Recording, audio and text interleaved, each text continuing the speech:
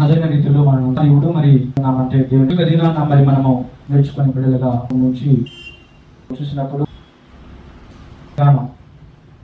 అదే రీతిలో చదువుకోవడం కూడా మనిషి లోకంలోకి వచ్చి ఉన్నాడు కూడా మనిషి లోకంలోకి వచ్చి ఉన్నాడు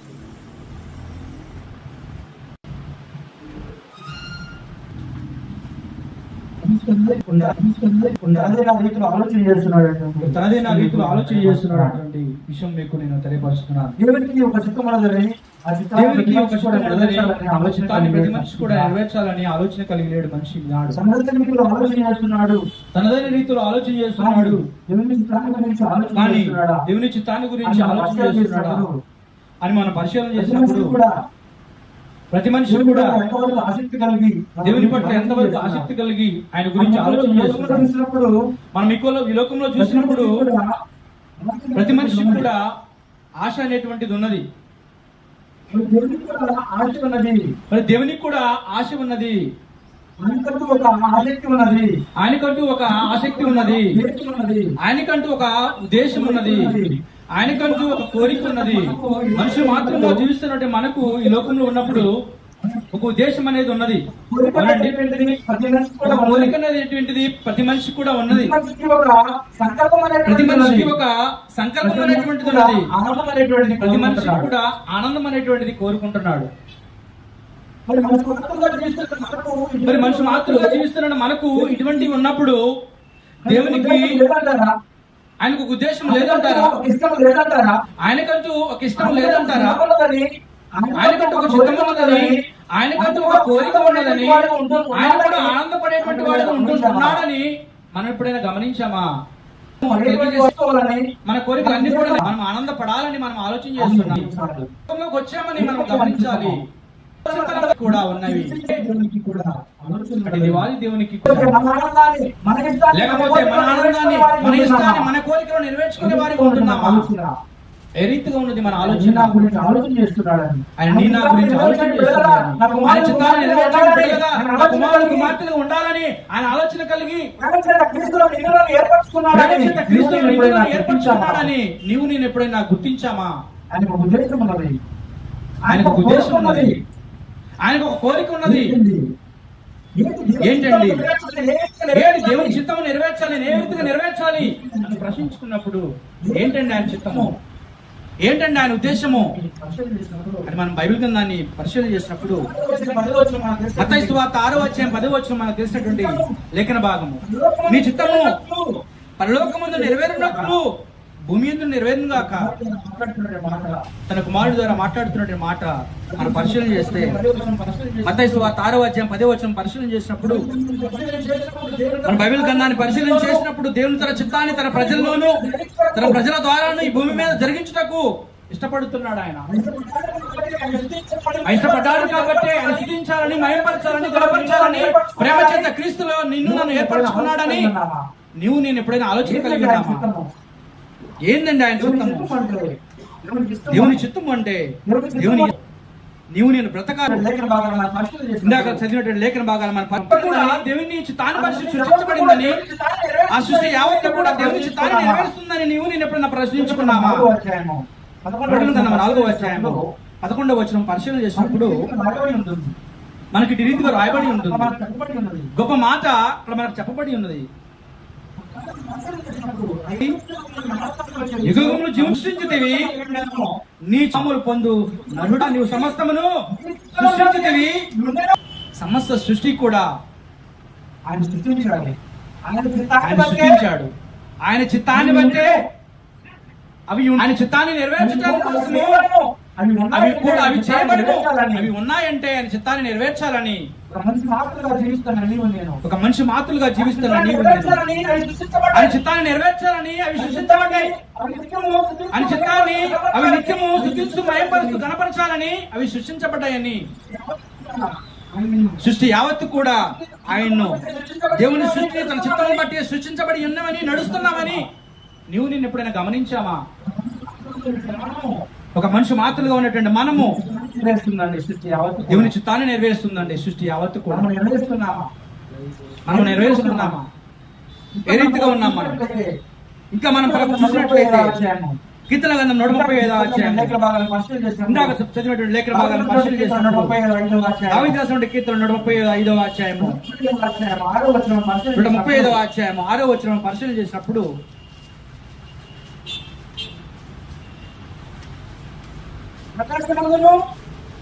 ఆకాశమందును భూమి యందును మహాసముద్రాలన్నింటినీ అన్నింటి ఆయన తనకిష్టమైనదంతయు జరిగించువాడు. సృష్టి యావత్తు కూడా తన చిత్తాన్ని బట్టి, సృష్టి యావత్తు కూడా తన చిత్తాన్ని బట్టి భూమి యందును భూమి యందును సముద్రముల యందును మహాసముద్రములన్నింటి యందును ఆయన తనకిష్టమైనదంతయు జరిగించువాడు. భూదిగంతము నుండి ఆవిరి లేపజేయవాడు ఆయనే, వాన కురిగినట్లు మెరుపులు పుట్టించువాడు ఆయనే, గాలిని ఆయన నిధుల నుండి గాలిని ఆయన బయల వెళ్ళజేయును. చూడండి, సమస్తము కూడా ఆయన చిత్తాన్ని నెరవేర్చడానికి ఈ లోకంలో సృష్టించబడి ఉన్నవని, అవి తన చిత్తాన్ని జరిగిస్తూ ఉన్నవని మనము గ్రహించాలి. జీవిస్తున్నాం మనం, భూమిని సిద్ధపరచుకుంటూ జీవిస్తున్నాం మనం. ఆ జీవించేటువంటి తరుణంలో అది ఎక్కడి నుంచి వస్తుంది, అది ఎలా చేస్తుంది, ఎవరు చెప్తున్నారు, దానికి ఎవరు చేయిస్తున్నారు, దాని నుంచి అనుభవిస్తున్నాం. కానీ అది దేని ప్రకారం, దేని ఉద్దేశించి సృష్టించబడిందని మనం గ్రహించలేకపోతున్నాం. సృష్టి యావత్తు భూమియు సముద్రముల యందును భూమి యందును సముద్రముల యందును మనిషి నాకు ఇష్టమైన రీతిలో వాడుకుంటున్నాడు. దేవుని స్థాన్ని బట్టి, దేవుని చిత్తాన్ని నెరవేర్చాలని ఈ లోకంలో సృష్టించబడిందని దానికి తెలుసు, సముద్రానికి తెలుసండి, మహాసముద్రాలు అన్నిటికీ తెలుసు. నేను దేవుని చిత్తాన్ని నెరవేర్చాలని, నేను సృష్టించబడాలని మహాసముద్రానికి తెలుసు, భూమికి తెలుసు. కానీ ఆ భూమిని మహాసముద్రాలని సముద్రాలను వాడుకుంటున్న మనిషికి మాత్రము గోచరము కావట్లేదండి. నేను దేవుని చిత్తాన్ని నెరవేర్చడానికి ఈ లోకంలోకి వచ్చానని గ్రహించలేకపోతున్నాడు. వాన కురిగినట్లు భూదిగంతం నుండి ఆవిరి లేపజేయవాడు ఆయనే. ఆ మహాసముద్రాల నుంచి ఆవిరి వచ్చినప్పుడు మేఘరత్వమైపోయి వాన కురుస్తుందని, ఆ వర్ష ప్రభావం నుంచి వచ్చేదాన్ని మనం వాడుకుంటున్నామని, అది మనకు ఉపయోగకరంగా ఉంటుందని మనము ఆలోచన చేయలేకపోతున్నాం. అది నిత్యము దేవుని పని చేస్తుందని, దేవుని చిత్తాన్ని నెరవేరుస్తుందని మనము ఆలోచన చేయలేకపోతున్నాం. వాన కురిగినట్లు మెరుపులు పుట్టించేవాడు ఆయనే. మెరుపు వస్తుంది అనుకుంటున్నాం, వాన కురుస్తుంది అనుకుంటున్నాం, దాన్ని ఆలోచన చేయలేకపోతున్నాం. దాని వెనుక ఎవరుని నడిపిస్తున్నాడు, దాని ఉన్నటువంటి మహాశక్తి ఏంటి? వాన రాలేదని బాధపడుతున్నాం, ఎండ వస్తుందని బాధపడుతున్నాం, కానీ దాని నుంచి మహత్తరమైన శక్తిని నడిపిస్తుందని, అది ప్రతిదీ కూడా దాని దేవుని చిత్తాన్ని నెరవేరుస్తుందని మనము గ్రహించలేకున్నామేమో. గ్రహించాలి. సృష్టి యావత్తు కూడా ఏం జరుగుతుందండి? దేవుని చిత్తాన్ని నెరవేరుస్తూ ఉంది. ఇంకా మనం పరిశీలన చేసినప్పుడు లూకాసు వార్త 22వ అధ్యాయము, లూకాసు వార్త 22వ అధ్యాయం 42వ వచనం పరిశీలన చేసినప్పుడు, లూకాసు వార్త 22వ అధ్యాయము 42వ వచనం పరిశీలన చేసినప్పుడు, సృష్టి యావత్తు దేవుని చిత్తాన్ని నెరవేరుస్తూ తన పని తను చేస్తూ ఉన్నదనేటువంటి విషయం మనం మర్చిపోకూడదు. ఇంకా మనం పరిశీలన చేసినప్పుడు లూకాసు వార్త 22వ అధ్యాయం 42వ వచనం పరిశీలన చేసినప్పుడు, తండ్రి ఈ గిన్నె నా ఎదురు నుండి తొలగించు ఉటుకు నీ చిత్తం అయితే తొలగించుము, అయినా నా ఇష్టము కాదు నీ చిత్తమే సిద్ధించునుగా కానీ ప్రార్థించారు యేసుక్రీస్తు ప్రభువారు. యేసుక్రీస్తు ప్రభువారు వచ్చాడు ఆయన చిత్తాన్ని నెరవేర్చాలని, పాపలుగా ఉన్న మనల్ని విడిపించి ఆయనలో నడిపించాలని, తండ్రి చిత్తాన్ని నెరవేర్చడానికి వచ్చాడని నీవు నేను గమనిస్తున్నామా? ఆయన తండ్రి చిత్తాన్ని నెరవేర్చడానికి వచ్చాడు. ఎవరండి? యేసుక్రీస్తు ప్రభువారు. నా చిత్తము కాదు నీ చిత్తమే సిద్ధించునుగాక, ఈ గిన్నె నా యొద్ద నుంచి తొలగించుము, ఆయన నా ఇష్ట ప్రకారము కాదు నీ చిత్తమే సిద్ధించునుగాక అని యేసుక్రీస్తు ప్రభువారు చెప్పాడండి. ఆ యేసుక్రీస్తు ప్రభువారు వచ్చింది ఎవరి కోసం అంటే తండ్రి చిత్తాన్ని నెరవేర్చడానికి వచ్చాడని, ఆయన నెరవేర్చుకొని ఈ లోకాన్ని విడిచిపెట్టి వెళ్ళిపోయాడని, నీవు నేను కూడా ఒకనొక దినాన ఈ లోకాన్ని విడిచిపెట్టి వెళ్ళాలని, వెళ్ళే లోపల నీవు నేను కూడా ఆయన చిత్తాన్ని నెరవేర్చి, ఆయన చిత్తం నెరవేర్చబడాలంటే ఏం చేయాలండి? నీవు నేను రక్షించబడాలి. బాప్తిజం ద్వారా నీవు నేను రక్షించబడాలి. అది దేవుని యొక్క ఉద్దేశము, దేవుని యొక్క ఆలోచన, దేవుని యొక్క కోరిక. ఆయన నామాన్ని స్తుతించి మయంపరిచి గణపరచాలని, ఆరాధించి కొనియాడాలని అది ఆయన చిత్తమై ఉన్నదని క్రీస్తు కూడా వచ్చి ఆయన చిత్తాన్ని నెరవేర్చి వెళ్ళిపోయాడండి. నీవు నేను ఎంతవరకు ఆలోచన కలిగి ఉన్నాం? యోహాను సువార్త 4వ అధ్యాయము 34వ వచనం పరిశీలన చేసినప్పుడు, యోహాను సువార్త 4వ అధ్యాయం 34వ వచనం పరిశీలన చేసినప్పుడు, యేసుక్రీస్తు ప్రభు వారు వచ్చారు. ఎందుకు వచ్చాడు? ఆయన చిత్తాన్ని నెరవేర్చడానికి వచ్చాడు.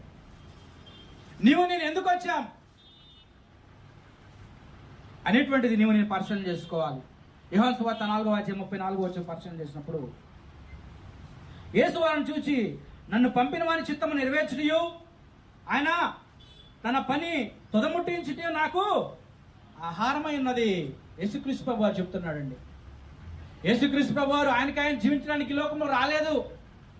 తండ్రి చిత్తాన్ని నెరవేర్చడానికి భూలోకానికి వచ్చాడు. ఆయన నన్ను పంపిన వాని చిత్తము నెరవేర్చుటయు ఆయన పని తుదముట్టించుటయు నాకు ఆహారమై ఉన్నది. యేసుక్రీస్తు ప్రభు వారి గురించి ఆలోచన చేస్తే తండ్రి చిత్తాన్ని నెరవేర్చడానికి వచ్చాడని, అదే ఆయనకి ఆహారమైనది అని ఆయన స్వయంగా చెప్తున్నారండి మాటలు. మనం ఏ రీతిగా చెప్తున్నాం? మనము తండ్రి చిత్తాన్ని నెరవేర్చడానికి వచ్చామని మనము గుర్తెరగాలి. యేసుక్రీస్తు ప్రభు వారు వచ్చారు. ఆయన తన పని ముగించుకొని వెళ్ళిపోయాడు. ఈ లోకాన్ని చూసినప్పుడు సృష్టి యావత్తు కూడా తన చిత్తానుసారంగా నడుస్తుందని, తన చిత్తానుసారంగా ఈ లోకంలో నీవు నేను జీవించాలని సృష్టి సృష్టించబడిందని నీవు నేను ఎప్పుడు పరిశీలన చేస్తున్నామా? ఎప్పుడైనా ఆలోచన కలిగి ఉండాలి. ఇంకా మనం పరిశీలన చేసినప్పుడు అదే యోహాను సువార్త 6వ అధ్యాయము 39వ వచనం పరిశీలన చేసినప్పుడు,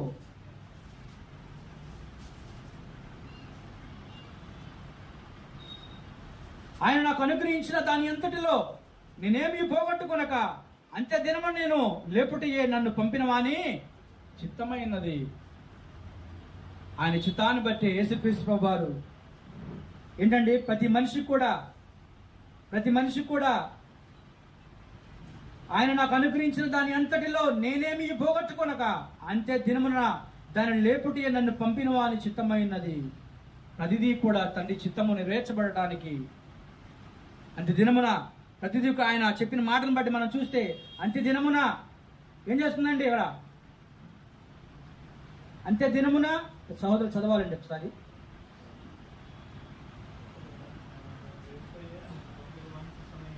ఆరవ అధ్యాయం 39వ వచనం పరిశీలన చేసినప్పుడు, ఆయన నాకు అనుగ్రహించిన దాని అంతటిలో నేనేమీ పోగొట్టుకొనక అంత్య దినమున దానిని లేపుటే నన్ను పంపిన వారి చిత్తమై ఉన్నది. కుమారుని చూసి ఆయన విశ్వాసం ఉంచి ప్రతివాడును నిత్య జీవం పొందుటే నా తండ్రి చిత్తము. అంత్య దినమున నేను వారిని లేపుదును. కుమారుని చూసి ఆయన యందు విశ్వాసం ఉంచు ప్రతివాడును నిత్య జీవం పొందుటే. ఆయన యందు విశ్వాసం ఉంచాలి. క్రీస్తునందు విశ్వాసం ఉంచి ప్రతివాడు నిత్య జీవం పొందుటకు ఇష్టార్హుడై తండ్రి చిత్తాన్ని నెరవేర్చే బిడ్డలుగా అంత్య దినమున నేను వారిని లేపుదును అని యేసుక్రీస్తు వారు చెప్పిన మాటలకు నీవు నేను లోపడి తండ్రి చిత్తాన్ని నెరవేర్చడానికి నీవు నేను ఈ లోకానికి వచ్చామని గుర్తెరగవలసి ఉన్నది. ఎంతవరకు నీవు నేను తండ్రి చిత్తాన్ని నెరవేర్చిన బిడ్డలుగా సృష్టి యావత్తును చూసినప్పుడు తండ్రి చిత్తాన్ని నెరవేర్చాలని, ఆయన చిత్తానికి ఇష్టపూర్వకంగా అవి సృష్టించబడి ఉన్నవని, అవి తండ్రి చిత్తాన్ని నెరవేరుస్తున్నామని యేసుక్రీస్తు ప్రభు వారు కూడా వచ్చి తండ్రి చిత్తాన్ని నెరవేర్చడానికి భూలోకానికి వచ్చాడని నీవు నేను గమనించుకోవాలి. ఇంకా మనం పరిశీలన చేసినప్పుడు సృష్టి యావత్ పరిశీలన చేసినప్పుడు తండ్రి చిత్తాన్ని నెరవేరుస్తూ ఉంది. యేసుక్రీస్తు ప్రభు వారిని చూసినప్పుడు తండ్రి చిత్తాన్ని నెరవేర్చడానికి వచ్చాడని మనకి బైబిల్ గ్రంథం సెలవిస్తూ ఉంది. ఇంకా మనం పరిశీలన చేస్తే ఇంకా భూలోకానికి వచ్చినటువంటి వారు ఆయన గురించి ఎవరైనా ఆలోచన చేశారా అని మనం వాక్య జ్ఞానం పరిశీలన చేసినప్పుడు భక్తులు ఏర్పాటు ప్రయాణాలు ఆయన చిత్తానుసారంగా జరిగాయి. అనాది కాలం మొదలుకొని భక్తుల యొక్క ఏర్పాటు ప్రయాణాలు ప్రతిదీ కూడా ఆయన చిత్తానుసారంగా జరిగాయండి. ప్రతిదీ కూడా ఒకసారి మనం పరిశీలన చేసినప్పుడు కొరింథీ రాసిన మొదటి పత్రిక 1వ అధ్యాయం 1వ వచనం పరిశీలన చేసినప్పుడు భక్తుల ఏర్పాటు వారి యొక్క ప్రయాణము కూడా సమస్తము కూడా దేవుని చిత్తానుసారంగా జరిగిందంటానికి రుజువులు ఉన్నాయి బైబిల్ గ్రంథంలో.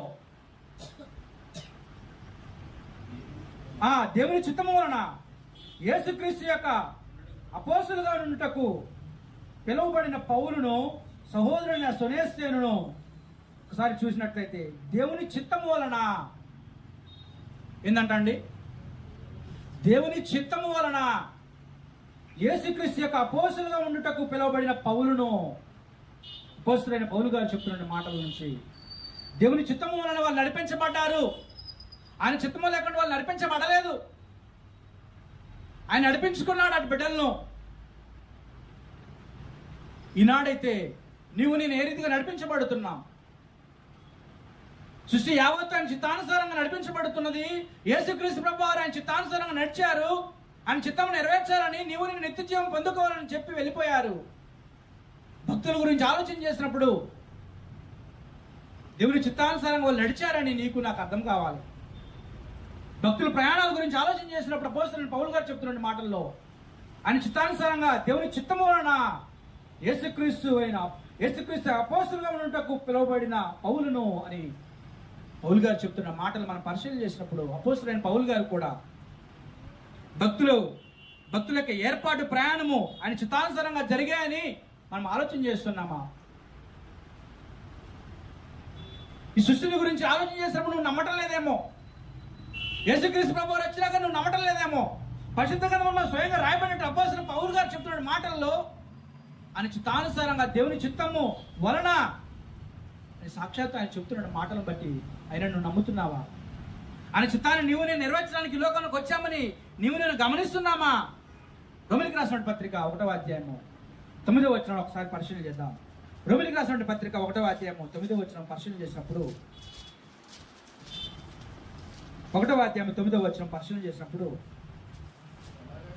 ఇప్పుడు ఎలాగైనాను ఆటంకము లేకుండా మీ యొద్దకు వచ్చుటకు దేవుని చిత్తము వలన నాకు వీలు కలుగునేమో అని నా ప్రార్థనలు యందు ఎల్లప్పుడూ ఆయన బతిమాలు కొనుచు మిమ్మల్ని గూర్చి ఎడతెగక జ్ఞాపకము చేసుకొనుచున్నాను. మీ యొద్దకు వచ్చుటకు దేవుని చిత్తము వలన నాకు వీలు కలుగునేమో అని ప్రతిదీ కూడా మనం పరిశీలన చేసినప్పుడు ఆయన యొక్క చిత్తానుసారంగా మరి పరిశీలన చేసినప్పుడు ఆయన యొక్క భక్తుల ఏర్పాటు ఆయన చిత్తానుసారంగా జరిగాయండి. నా జీవితం కూడా ఆయన చిత్తానుసారంగా వెళ్ళాలి. ఆయన చిత్తానుసారంగా నడుచుకోవాలి. నీ ఇష్టం నా ఇష్టం నెరవేర్చడానికి, నీ ఇష్ట ప్రకారం నా ఇష్ట ప్రకారం జీవించడానికి రైట్స్ లేవు. ఆయన చిత్తానుసారంగా మనం జీవించాలి. ఆయన చిత్తానుసారంగా మనం మరణించాలి. అప్పుడే ఈ యొక్క జీవితానికి అర్థం ఉంటుంది. ఇంకా మనం పరిశీలన చేసినప్పుడు భక్తులు ఆయన చిత్తాన్ని నెరవేర్చడానికి ఇష్టపడ్డారు. బైబిల్ గ్రంథాన్ని ఆలోచన చేసినప్పుడు భక్తులు ఆయన చిత్తాన్ని నెరవేర్చడానికి ఇష్టపడ్డారు. అపోస్తలుల కార్యములు 21వ అధ్యాయము, అదే అపోస్తలుల కార్యం పరిశీలన చేస్తే 21వ అధ్యాయము 11వ వచనం 14వ వచనం పరిశీలన చేసినప్పుడు అపోస్తలుల కార్యములు 21వ అధ్యాయం 14వ వచనం పరిశీలన చేసినప్పుడు మనం పరిశీలన చేసినప్పుడు ప్రభు దేవుని యొక్క చిత్తాన్ని నెరవేర్చడానికి భక్తులు ఇష్టపడ్డారు. ఆ ఇష్టానుసారంగా వాళ్ళు ఇష్టపడి దేవుని చిత్తాన్ని పట్ల వారు పెంటతో సమానంగా తన జీవితాన్ని ఎంచుకున్నారు. బ్రతుకుడు క్రీస్తు సావైతే మేలు అనేటువంటి విధంగా భావించుకున్నారండి భక్తులు. మరి ప్రయాణం విషయంలో అనేకమైనటువంటి ఇరుకులు, ఇబ్బందులు, శోధనలు, అనేకమైన పరిస్థితులు వాళ్ళు చెరసాల బంధించబడినప్పటికీ, అనేక విధాలుగా హింసించబడినప్పటికీ అనేక మంది భక్తులు ఈ దినాన మన బైబిల్ గ్రంథము ఇలాగ ఉన్నదంటే, మనం ఇలాగ ఉన్నామంటే ఇది రాసేటువంటి కాలక్రమేణా వాళ్ళు అనేక సార్లు హింసించబడ్డారు, దూషించబడ్డారు. కాళ్ళు తల కిందకి పెట్టి కాళ్ళు పైకి వేలాడేసి వాళ్ళని శిక్షించారు, నరికివేశారు. అనేక విధాలుగా వాళ్ళని చిత్రహింసలకు గురి చేశారు. భక్తులు అయినా కానీ దేవుని అనేక విధాలుగా హింసించబడుతున్నా అనేక మందిని, దూషించబడుతున్నా అనేక మందిని రాళ్లతో కొట్టి చంపారు స్టెఫెను. అవునా కాదండి? అనేక విధాలుగా వారిని హింసించారు, చిత్రహింసలతో వారు గురి చేశారు, అనేక విధాలుగా వారిని దూషించారు. అయినా కానీ వాళ్ళు ఇష్టపడి వారి జీవితాన్ని పెంటతో సమానంగా ఎంచుకొని ఏం చేశారండి? దేవుని చిత్తము నెరవేర్చబడాలని వాళ్ళు ఎంతగానో కృషి చేశారు. మనం ఈ దినాన్ని ఎలాగున్నాం? మనం ఈ దినాన్ని ఎలాగుంటున్నాం? ఆయన చిత్తము భూలోకంలో నెరవేర్చబడాలని తన ఆది కాలంలో నిన్ను నన్ను సృజింపజేసి ప్రేమ చేత క్రీస్తులు ఏర్పరచుకొని నీకు నాకు ఈ జీవితాన్ని ఇచ్చాడని, ఈ జీవితం ఆయన కొరకే, ఇవ్వాలని నీవు నేను ఎప్పుడైనా ఇష్టపడ్డామా? ఆయన చిత్తానుసారంగా నీవు నేను జీవించాలని ఇష్టపడుతున్నామా? లేదు. భూలోకంలో ఆయన నాకు సమస్తాన్ని ఇచ్చాడు, ఆయన నుంచి నేను తీసుకోవాలి, కానీ ఆయనకు నేను ఇవ్వటం ఏంటండి? దేవుణ్ణి మనం అనేక విధాలు అడుగుతుంటాం, నాకు ఇది కావాలి అది కావాలని. అవునా కాదండి?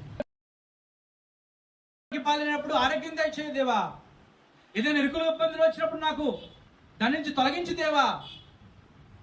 ఆయన్ని మనం అడుగుతుంటాం, గోజాడుతుంటాం, కన్నీటితో ప్రార్థన చేస్తుంటాం. నా సమస్యలన్నిటిని తొలగించి దేవా అని ప్రార్థన చేస్తుంటాం. ఆయనకు కూడా ఒక ఉద్దేశం ఉన్నదని, ఆయన చిత్తాన్ని నెరవేర్చాలని ఈ లోకంలో చూసినప్పుడు ఒక తల్లిదండ్రులుగా మనము మన బిడ్డలు ఒక సంతోషపడతాం. చిన్నపిల్లలు చూసినప్పుడు వచ్చినప్పుడు ఆ తల్లిదండ్రులు ఆనందం లేదు, వేస్తున్నప్పుడు ఆనందం లేదు,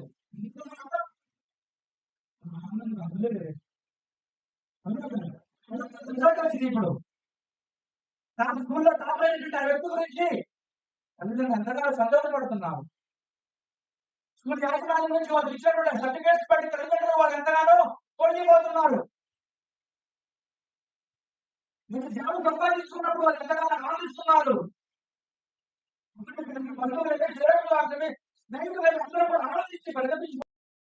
ఆనందించి పరితపించిపోతున్నారు. ఈ లోకంలో చూసినప్పుడు అలాగున్నప్పుడు మానవ దేహాలైన మనకు దేవాది దేవుడు ఈ లోకాన్ని అంతా సృష్టించి నీకిచ్చి అనుభవించమని సమస్త సృష్టిని ఇచ్చి ఆయనంత కోరుకుంటాడు ఆనందాన్ని. నీ నుంచి ఆయన ఎంత ఆనందం కావాలని కోరుకుంటాడు. నువ్వు ఆయన స్తుతించాలని, ఆయన గణపరచాలని, ఆయన కొనియాడాలని, కీర్తించాలని, స్తుతించాలని, మయంపరచాలని ఆయనకి ఆశ ఉండదా? మనకు మాత్రమే ఈ లోకంలో ఉన్నప్పుడు ఇంత ఆనందం కలిగి ఉంటే దేవాది దేవునికి ఇంకా ఎంత ఆనందభరితులు కావాలని ఆయన కోరుకుంటాడు. ఆయన ఉద్దేశం నెరవేర్చడానికి నేను ఎంత కష్టపడుతున్నాం, ఎంత ఆశ కలిగి ఉన్నాం, ఎటువంటి ఉద్దేశాన్ని కలిగి ఉన్నాం, ఎటువంటి కోరికను కలిగి ఉన్నాం మనం అనేటువంటిది నేను ప్రశ్నించుకోవాలి. ఏ రీతిగా ఉంటే దేవుడు ఇష్టపడతాడు నన్ను, ఏ రీతిగా ఉంటే నేను ఆయన చిత్తాన్ని నెరవేరుస్తాను నేను అని నేను ఎప్పుడైనా పరిశీలన చేసుకున్నామా? ఈ సృష్టిని గురించి ఆలోచన చేసినప్పుడు ఆయన చిత్తాన్ని నెరవేర్చడానికి నేను వచ్చానని దానికి తెలుసు. యేసుక్రీస్తు ప్రభు వారికి కూడా తెలుసు. కాబట్టే నా చిత్తాన్ని నేను నెరవేర్చుకోవడానికి రాలేదు, నీ చిత్తమే సిద్ధించును గాక అన్నాడు. భక్తులు మరణాన్ని చూసినప్పుడు, వాళ్ళ ప్రయాణాలను చూసినప్పుడు దేవుని చిత్తానుసారం వాళ్ళు సాగారని మనకు బైబిల్ గ్రంథం సెలవిస్తుంది. మన జీవితం ఎలా ఉంది? మనము కూడా ఆయన చిత్తము సంపూర్ణంగా గ్రహించి సంపూర్ణ నిశ్చయత కలిగి మనస్ఫూర్తిగా నెరవేర్చాలి. అది మనిషి యొక్క ఉద్దేశము. మనిషి యొక్క జీవితానికి పరమార్థం ఏంటంటే దేవుని చిత్తాన్ని ముగించుకొని, దేవుని చిత్తాన్ని జరిగించి లోకం నుంచి విడిచిపెట్టి వెళ్ళిపోవాలని, యాత్రికులు పరదేశంలో మనం ఉన్నామని ప్రతి మనిషి కూడా గుర్తించాలి. ఏముంది, కొద్ది జీవితము జీవించి ఎంజాయ్ చేసి చనిపోవాలండి అని అనుకుంటున్నారేమో. కాదండి, ఈ జీవితం ఒక అర్థం ఉన్నదంటే ప్రతి మనిషి కూడా దేవుని చిత్తాన్ని గ్రహించాలి. ఏంటి ఆయన చిత్తం ఏమై ఉన్నది, ఏం చేస్తే నేను ఆయన చిత్తాన్ని నెరవేరుస్తానని నేను ప్రశ్నించుకోవాలి. ఒకసారి మనం పరిశీలన చేసినప్పుడు కొలస్సీ రాసిన పత్రిక 1వ అధ్యాయము 10వ వచనం పరిశీలన చేసినప్పుడు ప్రతి మనిషి కూడా ఆయన చిత్తాన్ని నెరవేర్చాలని, ఆయన చిత్తానుసారం సంపూర్ణంగా గ్రహించి సంపూర్ణంత నిశ్చయత కలిగి మనస్ఫూర్తిగా నెరవేర్చాలని దేవాది దేవుడు కోరుచున్నాడని కొలస్సీ రాసిన పత్రిక 1వ అధ్యాయము 10వ వచనం పరిశీలన చేసినప్పుడు, అందుచేత ఈ సంగతి విననాటి నుండి మేమును మీ నిమిత్తం ప్రార్థన చేయుట మానక మీరు సంపూర్ణ జ్ఞానమును ఆత్మ సంబంధమైన వివేకము గలవారును ఆయన చిత్తమును పూర్ణముగా గ్రహించిన వారునై. ఏంటండి? ఆయన చిత్తమును పూర్ణముగా గ్రహించిన వారునై, ఆత్మ సంబంధమైన వివేకము గలవారును,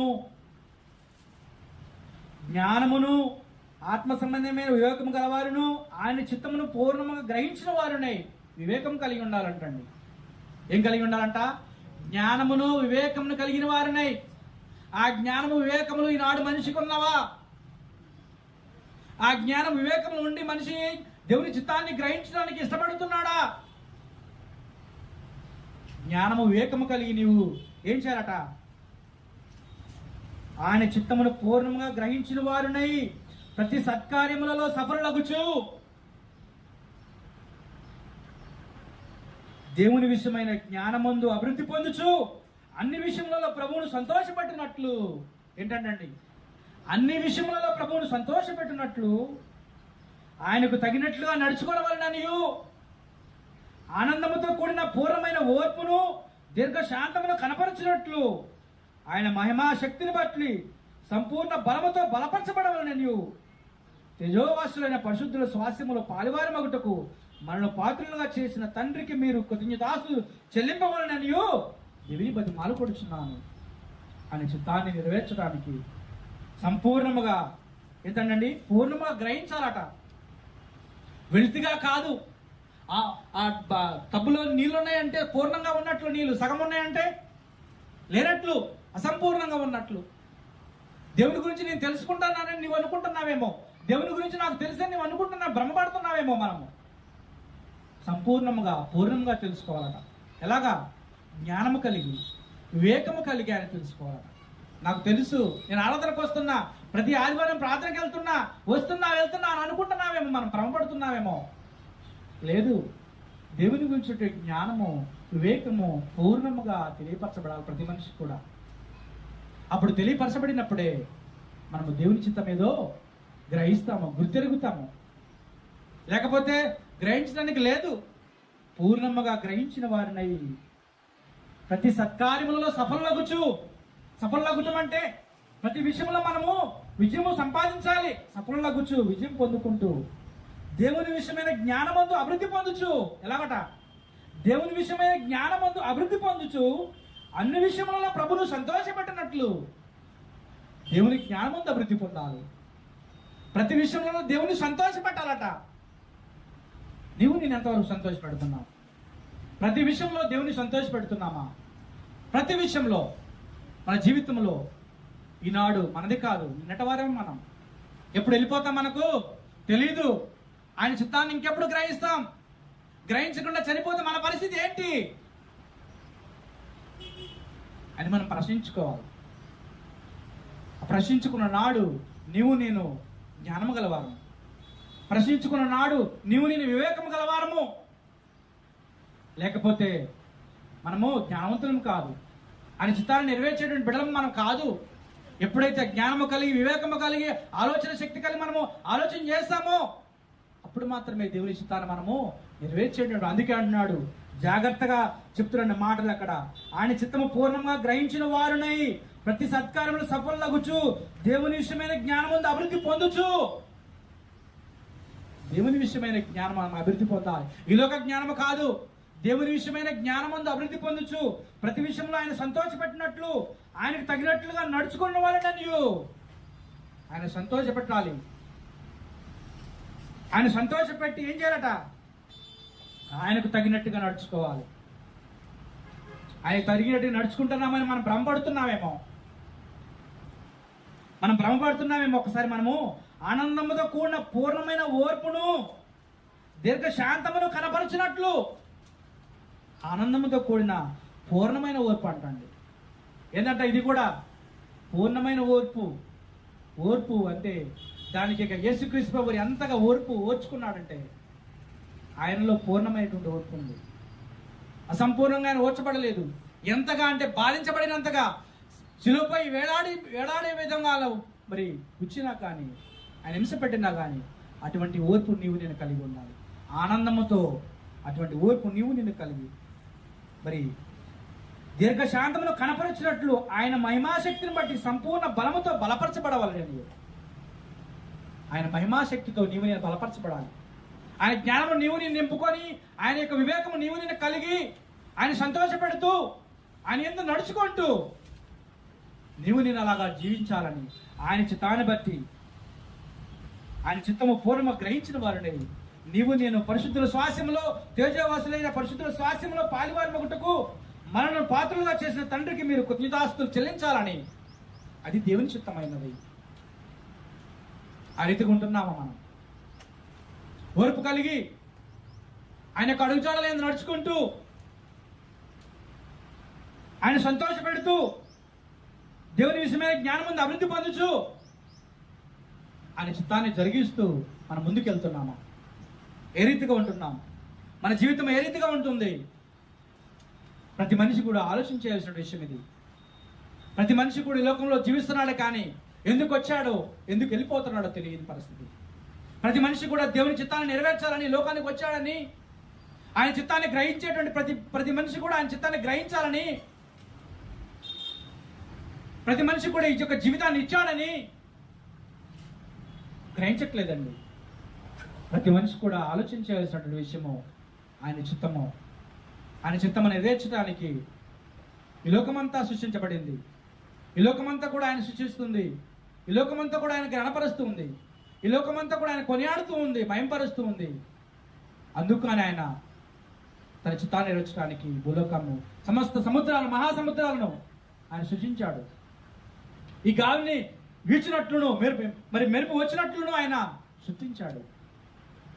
యేసుక్రీస్తు ప్రభువును ఆలోచన చేసినప్పుడు తన చిత్తాన్ని నెరవేర్చడానికి వచ్చాడని, నా చిత్తము కాదు నీ చిత్తమే సిద్ధించునుగా కానీ తెలియపరిచి ఆయన లోకాన్ని ముగించుకొని వెళ్ళిపోయాడని తనకు తెలుసండి. అపోస్తలుడైన పౌలు గారు మనం ఆలోచన చేసినప్పుడు నీ చిత్తాన్ని బట్టి నేను ఈ లోకానికి వచ్చానని చెప్పి అపోస్తలుడైన పౌలు గారు మనం ఆలోచన చేసినప్పుడు భక్తులు కూడా ఆయన యొక్క ఇష్టాన్ని నెరవేర్చడానికి ఈ లోకంలో ఇష్టపడి వాళ్ళదైన రీతిలో వాళ్ళు ఎంతగానో శ్రమకు వచ్చినప్పుడు శ్రమలను ఓర్చుకొని కూడా తండ్రి చిత్తానికి అనేకమైన అడ్డంకులు, ఇరుకులు, ఇబ్బంది వచ్చినప్పుడు కానీ ఆయన చిత్తాన్ని నెరవేర్చుకొని ఈ భూలోకాన్ని విడిచిపెట్టి వెళ్ళిపోయారండి. అనేక మంది పరిశుద్ధులు, అనేక మంది భక్తులు అనేక విధాలుగా వాళ్ళ చిత్రహింసలు గురి చేసినప్పుడు కానీ వాళ్ళు ఈ లోకాన్ని తండ్రి చిత్తాన్ని నెరవేర్చడానికి అనేక విధాలుగా శ్రమపడ్డారు. ఈ లోకంలో నీవు నేను సంతోషపడ క్రైస్తవుడు అయినందుకు బాధలు అనుభవించాలి తప్పలా శ్రమలు అనుభవించాలండి.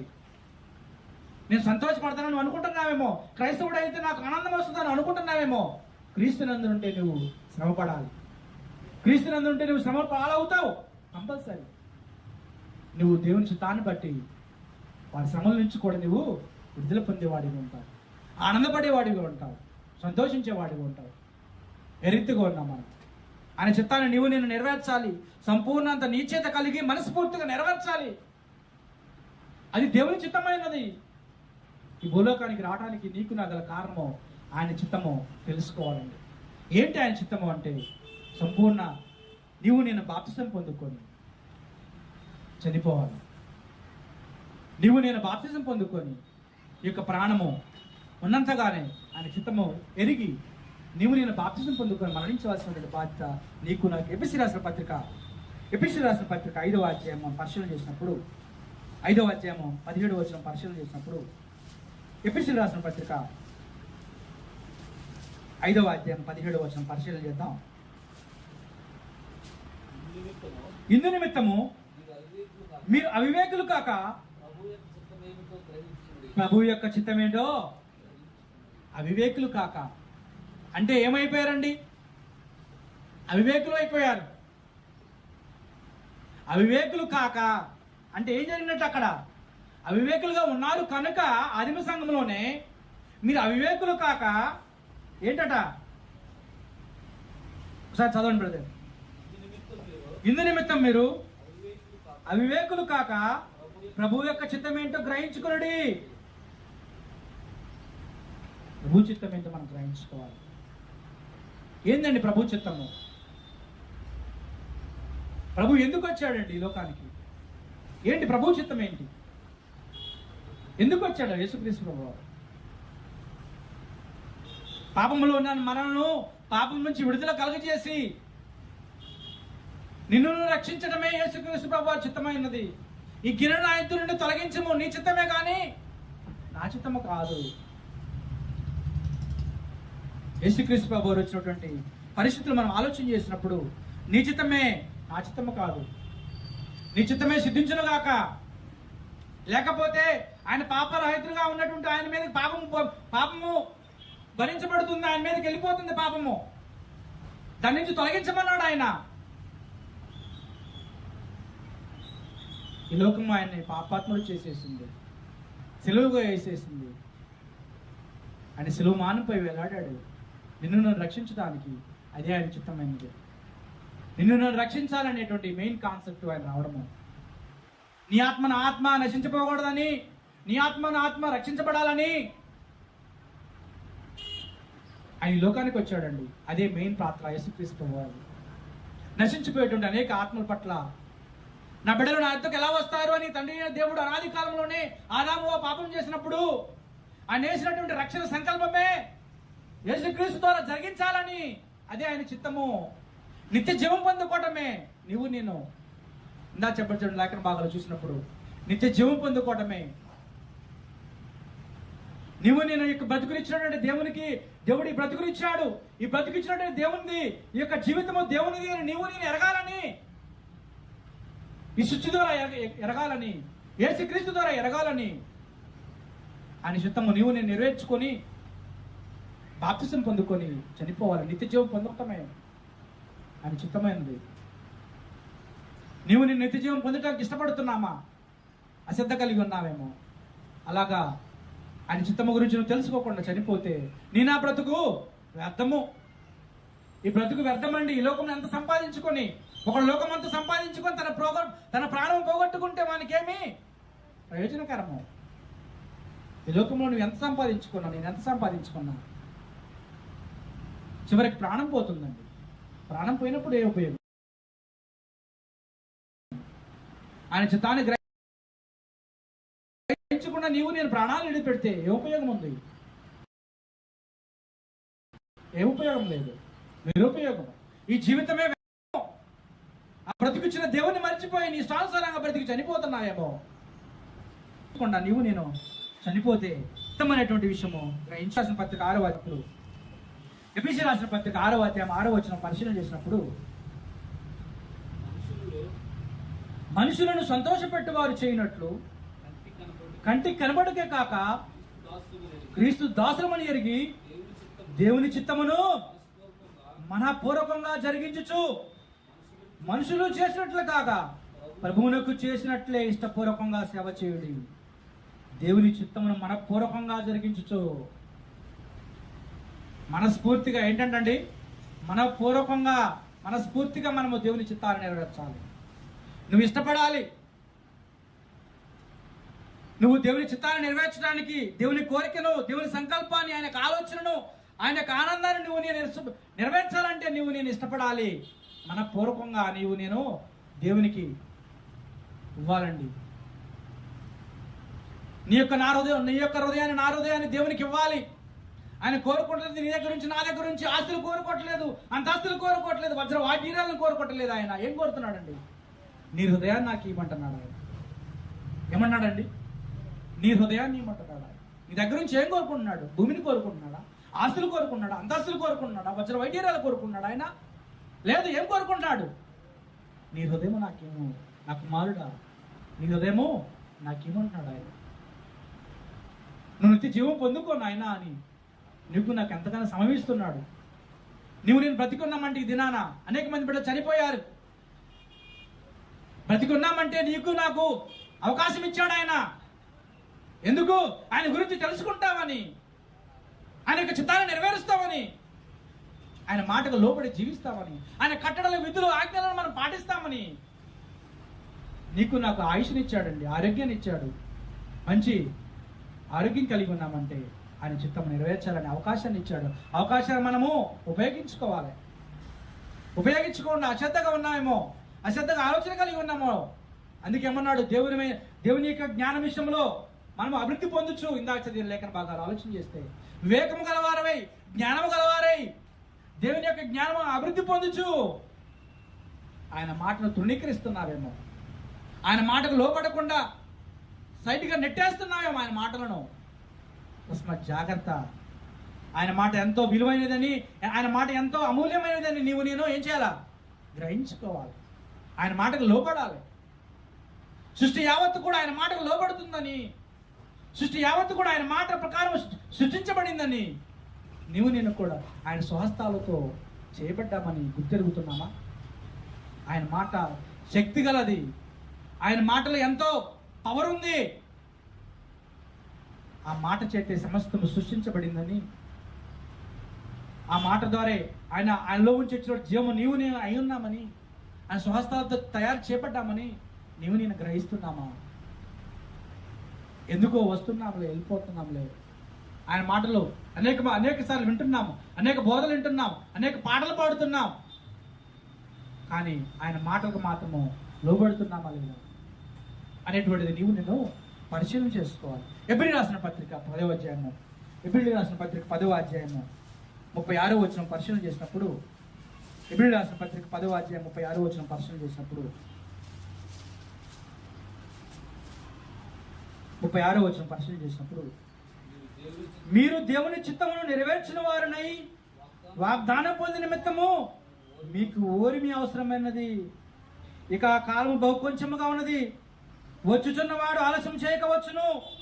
నా ఎదుట నీతిమంతుడైన వాడు విశ్వాసం మూలంగా జీవించును గాని అతడు వెనక తీసినట్లా అతని యందు నా ఆత్మకు సంతోషం ఉండదు. అయితే మనం నశించుటకు వినతి వారము కాము, కానీ ఆత్మ రక్షించుకున్నటకు విశ్వాసం గల వారమై ఉన్నాం. మందులు కాక, అవిశ్వాసులు కాక, అవివేకులు కాక, జ్ఞానవంతులై వివేకము గలవారై ఏం చేయాలట? ఆత్మను రక్షించుకున్నటకు విశ్వాసము గలవారమై ఉండాలి. ఎలా ఉండాలంటండి? మన ఆత్మను మనం రక్షించుకునే బాధ్యత ప్రతి మనిషికి వదిలేశాడు. విశ్వాసం ఉండాలి.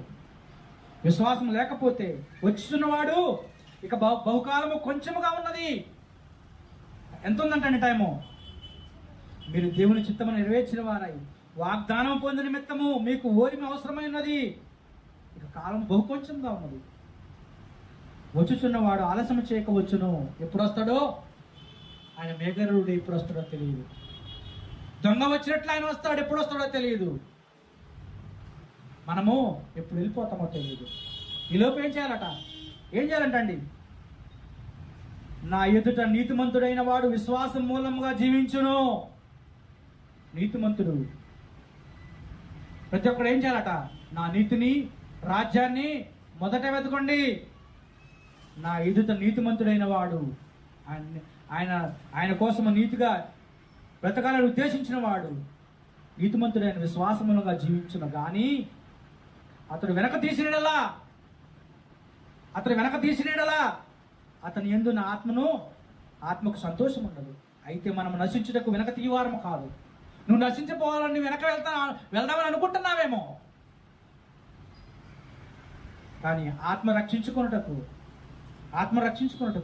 విశ్వాసం గలవారమై ఉన్నావు. ఆత్మ రక్షించుకోవడానికి నీవు విశ్వాసం కలిగి ఉన్నావా? ఆయన ఎప్పుడు వస్తాడో తెలియదు.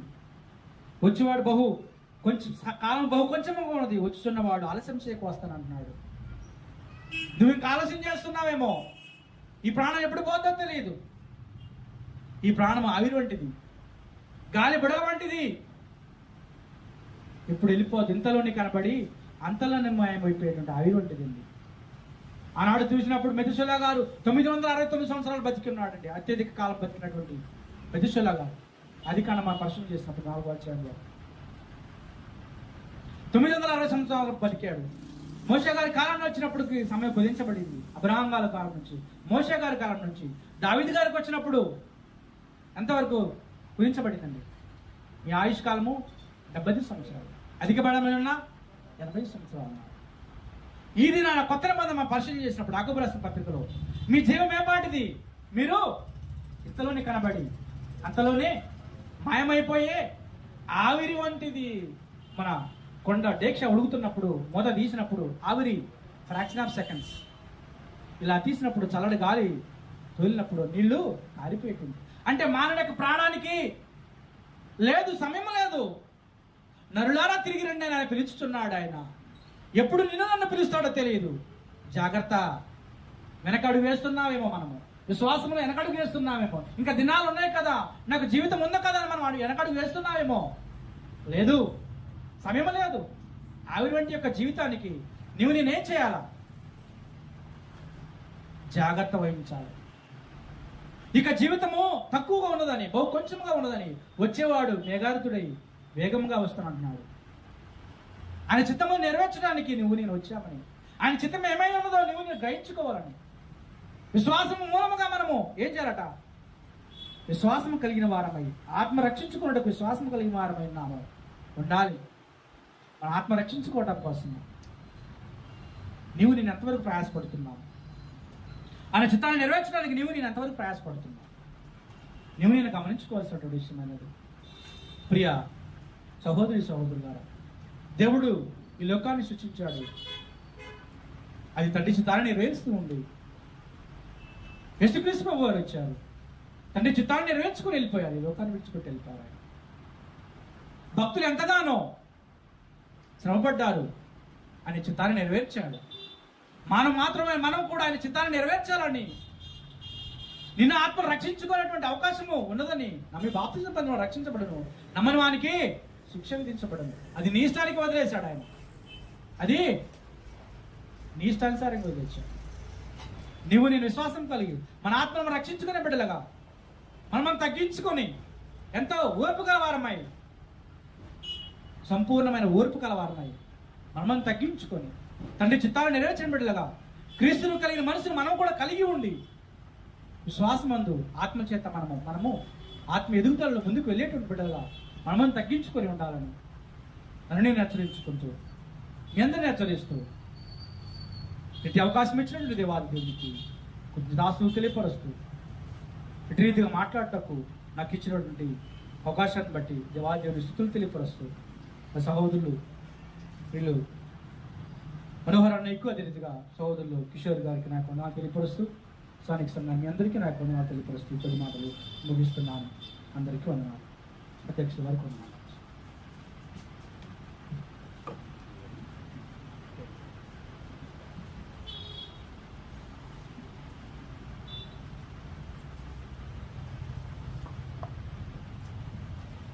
ఇంతవరకు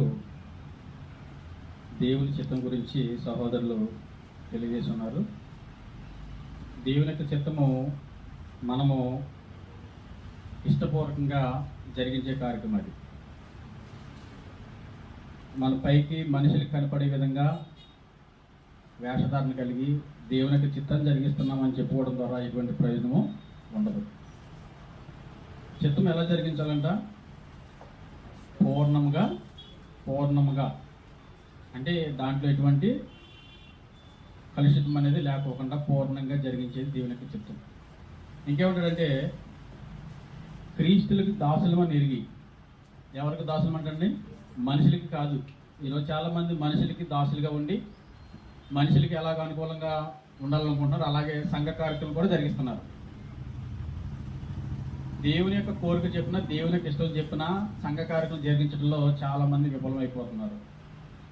మన గ్రంథం ఎందుకు ఇవ్వకూడదంటే దేవుని యొక్క చిత్తం అంతా కూడా ఈ పరిశుద్ధ గ్రంథంలో లిఖితపూర్వకంగా దేవుడు మనకి ఇచ్చున్నాడు. కాబట్టి చెప్పబడుతున్న విషయాలు మనం వింటున్నాం, వినేసి విడిచిపెట్టేయకోకుండా దేవుని యొక్క చిత్తం జరిగిస్తున్నామా లేదా అనేది మనం ఆలోచన చేసుకోవాలి. ఎలా జరిగించాలండి? పూర్ణంగా మనోపూర్వకంగా జరిగించాలి. ఇంకా ఏమంటాడు? తన ఘటం అంటే ఏంటండి? మన శరీరం దాంతో పోల్చాడు. ఎలా కాపాడుకోవాలనేది అది ఎరిగి ఉండటమే దేవుని యొక్క చిత్తం. ఈ దేహము దేవుని వలన కలిగింది కాబట్టి నీ చిత్తాన్ని ఈ దేహము ద్వారా కూడా జరిగించే కార్యక్రమం దేవుడు మనకి అనుగ్రహించున్నాడు. కాబట్టి దేవుని యొక్క చిత్తం జరిగించాలంటే ఈ దేహం ఉండగానే ఆయన యొక్క చిత్తం జరిగిస్తాం. ఈ దేహము వెడలిపోయిన తర్వాత ఆయన చిత్తం జరిగించాలన్నా మళ్ళీ భూమి మీదకి వచ్చే అవకాశమే ఉండదు. కాబట్టి అవకాశం ఇచ్చినప్పుడు యేసుక్రీస్తు దేవుని కుమారుడని నువ్వు విశ్వసించి మారు మనసు పొంది పాప క్షమాపణ నిమిత్తం బాప్తిని పొందుకుంటే నువ్వు రక్షింపబడి దేవునికి చిత్తాన్ని పూర్తిగా జరిగించడానికి అవకాశం ఉంటుంది. అలా కాని పక్షంలో నువ్వు దేవునికి వ్యతిరేకంగా వెళ్తున్నామని గుర్తించాలి. విని విడిచిపెట్టేవారు కాకుండా ఆ ప్రకారంగా జీవించడానికి ప్రయత్నించేద్దాం. మరి ఇంతవరకు సహోదరులు చెప్పబడిన వాక్యాన్ని బట్టి సహోదరులకి మనందరూ స్థానిక